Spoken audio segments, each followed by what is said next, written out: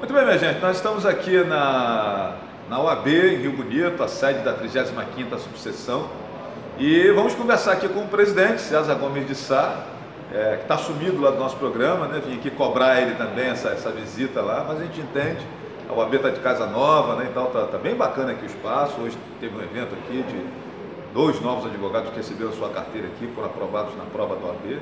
Mas a gente veio conversar aqui com o presidente sobre a questão da vara do trabalho, né? Que isso tem gerado aí muita polêmica, né, e tal. E, presidente, como é que foi isso? E cumprimentá-lo pelos seus esforços aí pela manutenção da vara do trabalho aí na nossa cidade. Bom dia, Flávio, bom dia quem nos assiste.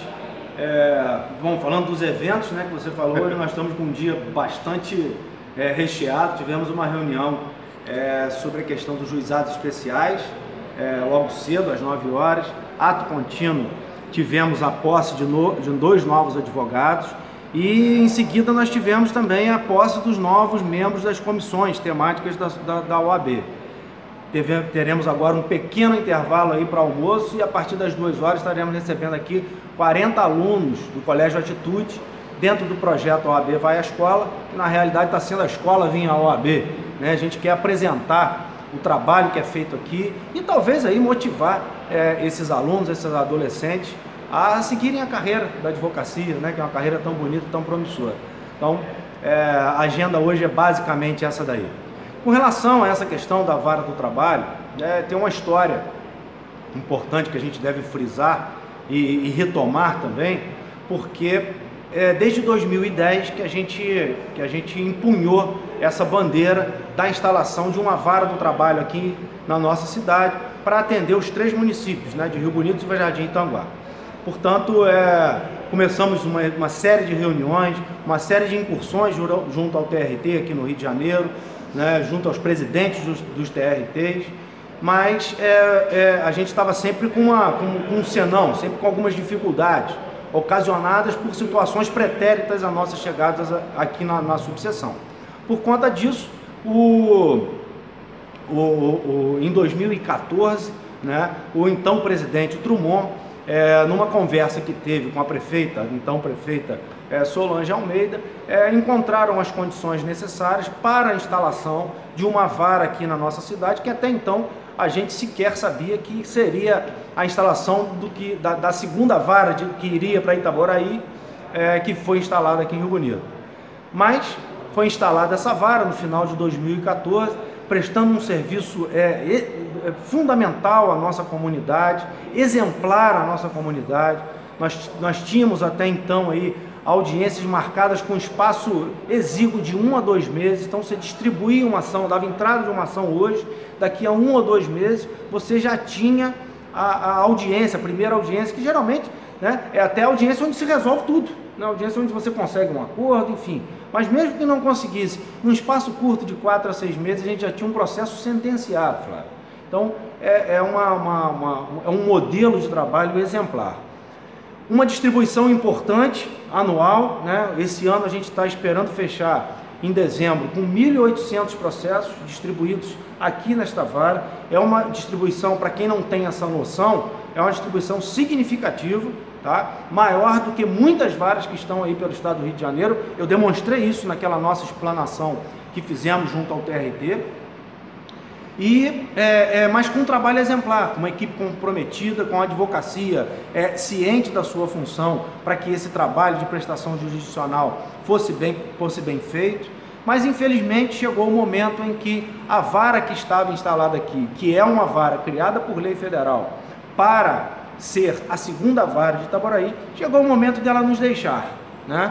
O grande problema disso tudo que nós percebemos é que isso foi feito meio que sem a participação da comunidade, sem a participação da OAB, sem a participação sequer dos poderes constituídos, né? Digo, Poder Executivo e Poder Legislativo dos 3 municípios, porque são os 3 municípios alcançados.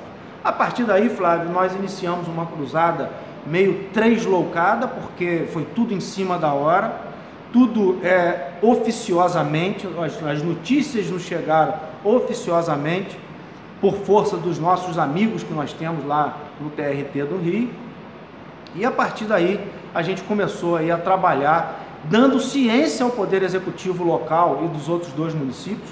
Digo, os 3 prefeitos sequer tinham conhecimento desse fato, os 3 presidentes de Câmara sequer tinham conhecimento desse fato, e por força desse acontecimento, a OAB tomou uma posição de vanguarda, que eu acho que é mais do que cabível, né? Tomamos uma posição de vanguarda, e mesmo com todas essas dificuldades, com toda essa realidade caindo sobre os nossos ombros, nós partimos para o TRT numa reunião na segunda-feira da semana passada, com o presidente Zorzenon, que nos recebeu muito bem, que nos explicou isso com muita lucidez, a necessidade do deslocamento desta vara para o município de Itaboraí, mas nós levamos a nossa reivindicação que nós tivéssemos aqui a continuidade do serviço de prestação jurisdicional no que diz respeito à Justiça do Trabalho. O presidente se sensibilizou, né? Nos prometeu naquele momento esforços para que fosse mantido aqui pelo menos um posto avançado, que nos atende nesse primeiro momento, né?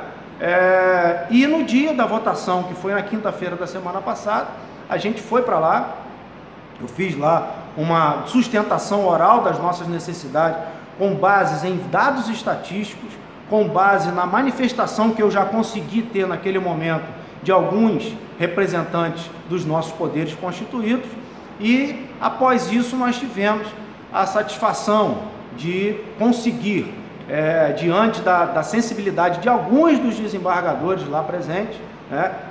Existia gente contra e muito contra, né? Mas conseguimos, através dessa sensibilização, a manutenção do serviço de justiça do trabalho em Rio Bonito, atendendo aos 3 municípios, através de um posto avançado.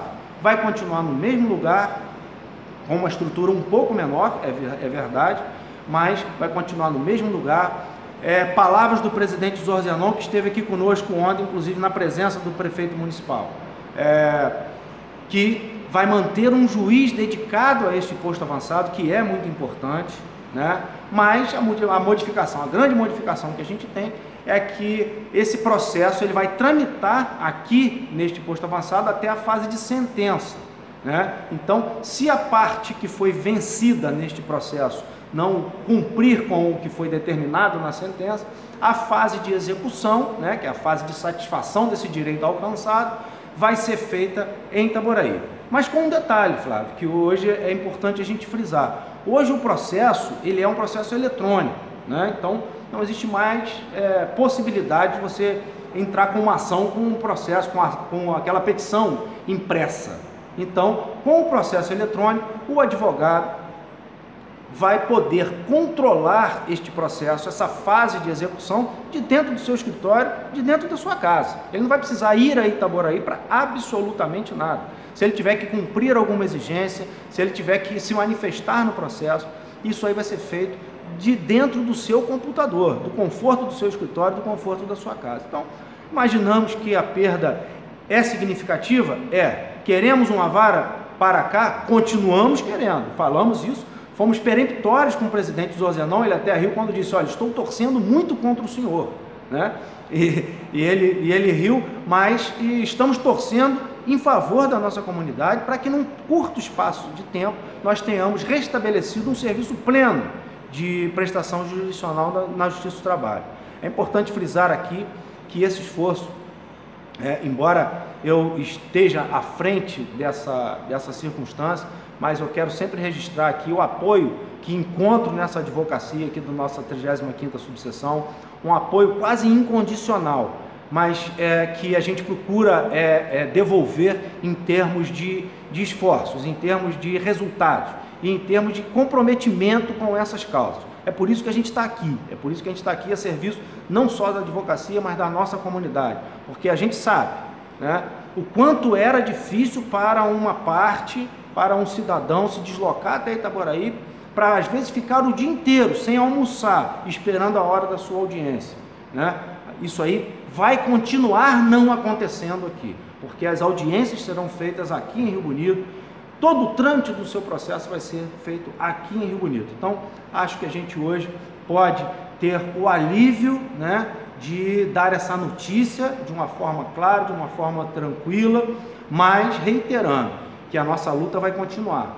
Já temos estatísticas aqui para a instauração de uma vara, mas o presidente Zorzenon disse que, infelizmente, diante dessa crise institucional que nós estamos vivendo e até econômica, o presidente da República retirou do Congresso Nacional todos os projetos de lei que criariam varas para o Rio de Janeiro, né? Novas varas para o Rio de Janeiro. Então, vamos aguardar que passe esse tempo nebuloso do nosso país, né? E que logo assim que esteja restabelecidas as condições de instalação de novas varas, com certeza nós estaremos à frente para conseguir uma vara aqui para Rio Bonito. E nós fizemos uma colocação, presidente, que muita gente dizendo que o prejuízo é para os advogados. E eu sempre digo que o prejuízo não é para os advogados, é para a sociedade rio-bonitense, silva-jardinense, tanguaense como um todo, né? Ah não, porque agora o advogado ficava mais perto de casa, agora vai ter que andar mais um pouco. Por conta disso as pessoas pensam que o grande prejudicado é o advogado, e como o grande prejudicado é o advogado, larga para lá. Não, eu penso que os grandes prejudicados é a sociedade dos 3 municípios que, curiosamente, são abrangidos aí pela OAB, pela 35ª subseção, né? Eu queria que o senhor falasse um pouquinho sobre isso também, essa má compreensão de algumas pessoas que pensam que somente o advogado está sendo prejudicado com a mudança. Eu penso que é um prejuízo para Rio Bonito, Tanguá e Silva Jardim. Flávio, você falou muito bem, porque aqui dentro, hoje você viu a posse de novos membros das comissões. É uma pequena parte dos novos membros de comissões que estavam aqui presentes hoje. E eu dizia isso aqui, né, nessa solenidade de posse, que não existe nenhuma função, absolutamente nenhuma função da OAB que aparentemente na defesa dos direitos e prerrogativas da advocacia não tenha um impacto positivo para a comunidade. Eu digo nenhuma, porque nenhuma mesmo. Quando, por exemplo, eu trato de uma coisa chamada OAB vai à escola, como hoje estaremos recebendo aqui a comunidade, o que eu estou fazendo pela advocacia? Algo bastante interessante, algo bastante importante e significativo. Mas qual o impacto? O impacto é maior para esses alunos que virão aqui hoje ou para os advogados, né? Para nós teremos, por via reflexa, a satisfação de recebê-los e também saber que estamos aqui contribuindo para a formação de cidadãos melhores, né? Mas, em outro aspecto, se a gente trata das prerrogativas da advocacia, prerrogativa do advogado, que às vezes é confundido como um privilégio do advogado e que na verdade não é, está longe de ser, né? Eu tratava aqui de um exemplo de um advogado que me ligou há umas 2 ou 3 sextas-feiras atrás, às 7 horas da noite, estava numa delegacia determinada e não estava tendo acesso a um inquérito policial de um cliente dele que estava lá detido. Isso é um absurdo. Ele está ali brigando pelo direito dele ou dessa pessoa que foi indevidamente detida, né? Então, quer dizer, e aquilo que é a grande frase que eu sempre carrego comigo, né? A agressão ao direito humano de um ser humano é agressão ao direito humano de toda a humanidade, né? Então, se eu tenho alguém detido indevidamente, eu tenho que lutar para que esse direito dele de liberdade seja restabelecido o mais rápido possível, porque senão eu coloco toda a humanidade vulnerável a passar por isso aí também. Então, eu acho que você fez um recorte bastante importante nesse momento, porque as nossas lutas aqui, elas, apesar de receberem o título de Ordem dos Advogados do Brasil, elas são lutas de toda uma comunidade, de toda uma cidadania.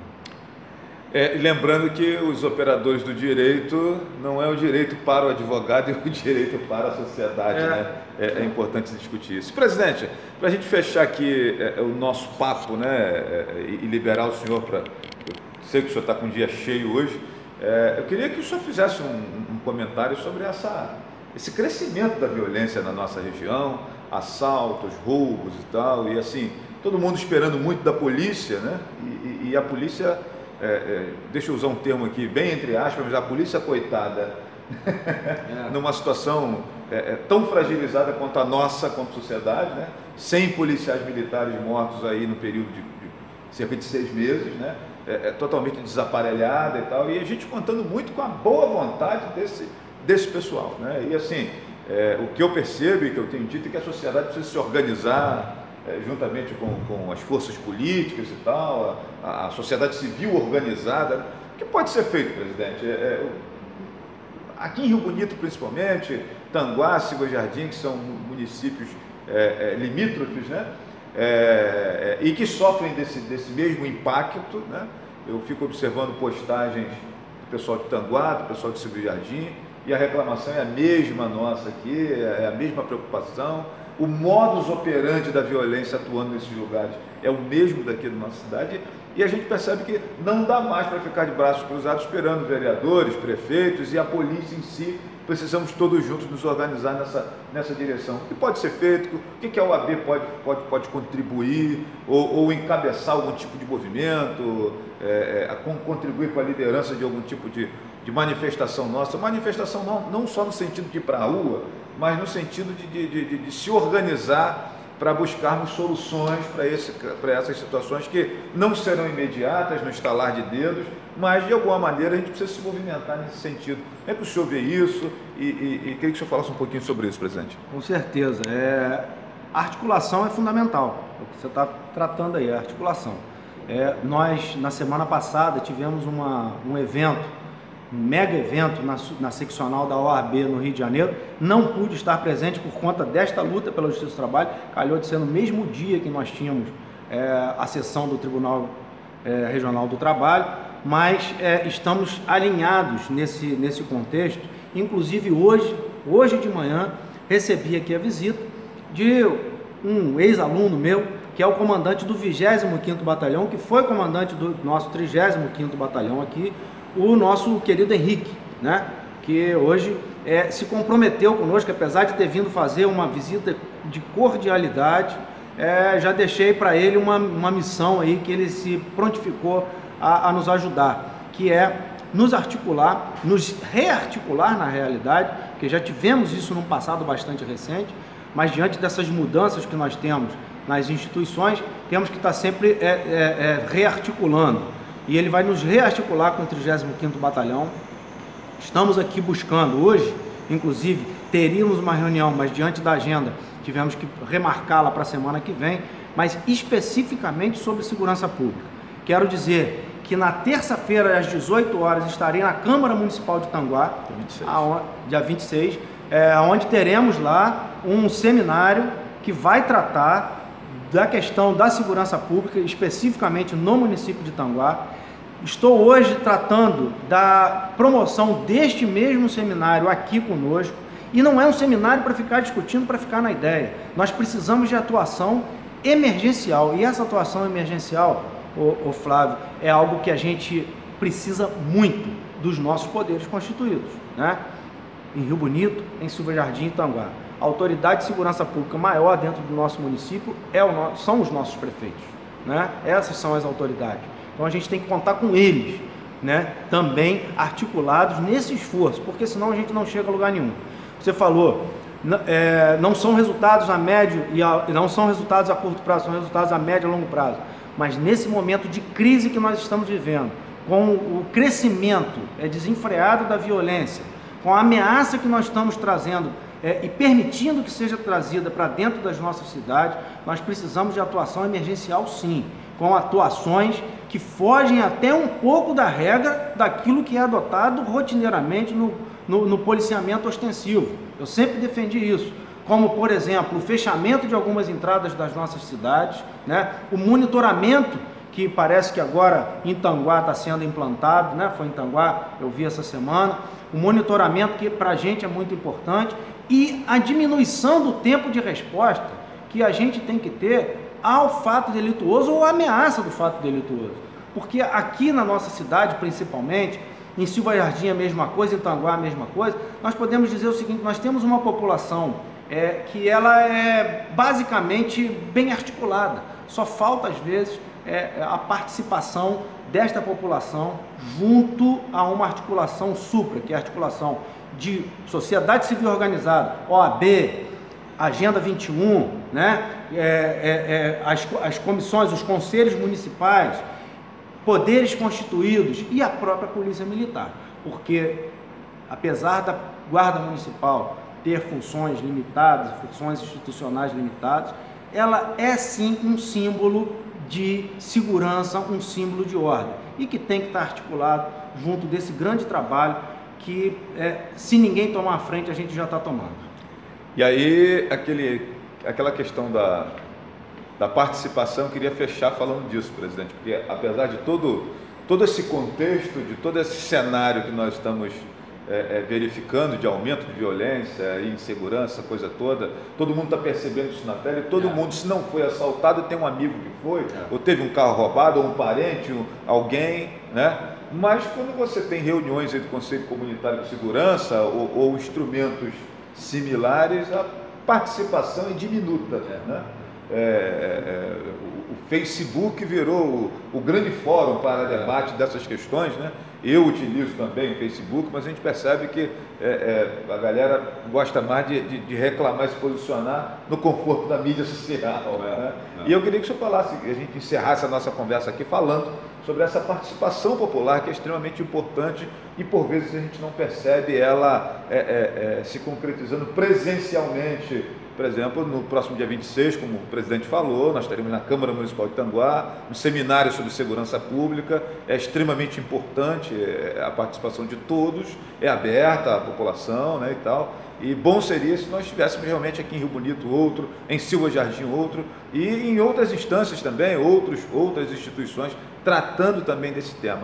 Participação popular, presidente. Eu sei que o senhor fala sempre da questão do comunitarismo, do municipalismo, né? O senhor é um defensor dessas questões. A gente defende, sabe, que das limitações das pessoas em participar. Hoje a gente vive uma comunidade muito ocupada e focada na solução dos seus problemas pessoais, que não são poucos, né? A gente sabe que cada um tem os seus. As questões individuais sempre transcendendo as coletivas, né? Exatamente. Então é uma mudança cultural, que é muito difícil. Eu acho que você faz bem esse papel, né? A gente procura fazer esse papel de sensibilização da nossa comunidade. E nós temos juntos um exemplo disso, um exemplo bem sucedido, que foi quando a gente teve o assassinato do empresário Américo aqui na nossa cidade, né?